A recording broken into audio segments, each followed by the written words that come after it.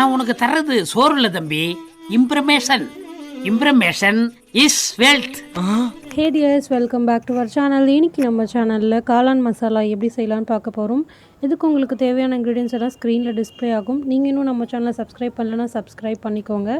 வாங்க வீடியோக்குள்ளே போகலாம். இன்றைக்கி நான் 150 கிராம் முட்டைக்கோஸ் எடுத்திருக்கேன். அது கூட நம்ம 200 கிராம் மஷ்ரூம் ஆட் பண்ண போகிறோம். நல்லா குட்டி குட்டியாக கட் பண்ணி இதை பைண்ட் பண்ணுறதுக்காக நம்ம இது கூட 1 கப் மைதா மாவு ஆட் பண்ண போகிறோம். இது வந்து கிட்டத்தட்ட 150 கிராம். அப்புறம் இதில் 2 ஸ்பூன் சோள மாவு ஆட் பண்ண போகிறோம்.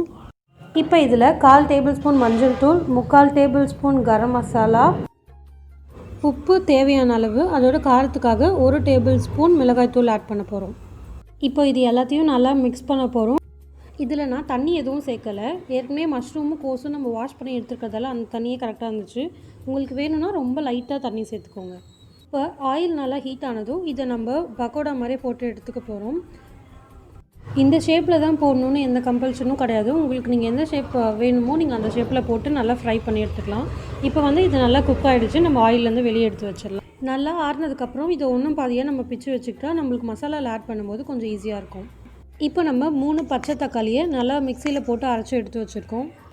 2 டேபிள் ஸ்பூன் ஆயிலை ஹீட் பண்ணிவிட்டு 1 க்ரீன் சில்லி, கொஞ்சம் கருவேப்பிலை இலை சேர்த்து இது நல்லா நம்ம ஃப்ரை பண்ணிக்க போகிறோம்.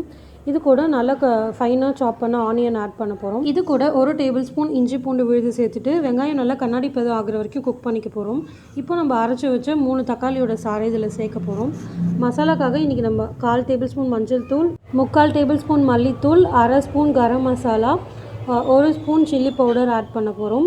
ஆட் பண்ணிவிட்டு சால்ட் நமக்கு தேவையான அளவு டேஸ்ட் பார்த்துட்டு போட்டுக்கோங்க. மசாலா எல்லாம் ஆட் பண்ணிவிட்டு தக்காளியோட பச்சை ஸ்மெல் போகிற வரைக்கும் நம்ம குக் பண்ண போகிறோம். தக்காளி குக் ஆகிறதுக்குள்ளே நம்ம இங்கே 1 டேபிள் ஸ்பூன் கார்ன்ஃப்ளவர், 50 ml தண்ணி சேர்த்து இதை எந்த கட்டியும் இல்லாமல் மிக்ஸ் பண்ணி வச்சுக்கலாம். இப்போ இதை நம்ம மசாலா கூட சேர்க்க போகிறோம். நம்ம இந்த கார்ன்ஃப்ளவர் தண்ணி ஆட் பண்ணுறதால கிரேவி நல்லா திக்காக இருக்கும். அப்போ நம்மளுக்கு மஷ்ரூம் ஆட் பண்ண கொஞ்சம் ஈஸியாக இருக்கும். இந்த தண்ணியும் மசாலாவும் நல்லா மிக்ஸ் பண்ணதுக்கப்புறம் லைட்டாக ஒரு கொதி வந்ததும் இதில் நம்ம பொரிச்சு வச்சுருந்த பக்கோடாஸை ஆட் பண்ணலாம். இந்த பக்கோடா வந்து அப்படியே ஈவினிங் ஸ்நாக் மாதிரி சாப்பிட்றது கூட நல்லாயிருக்கும். நீங்கள் அதை கூட வேணும்னா ட்ரை பண்ணி பார்க்கலாம். அவ்வளோதான், முடிஞ்சிருச்சு. இப்போ நம்ம சர்வ் பண்ண ஆரம்பிக்கலாம்.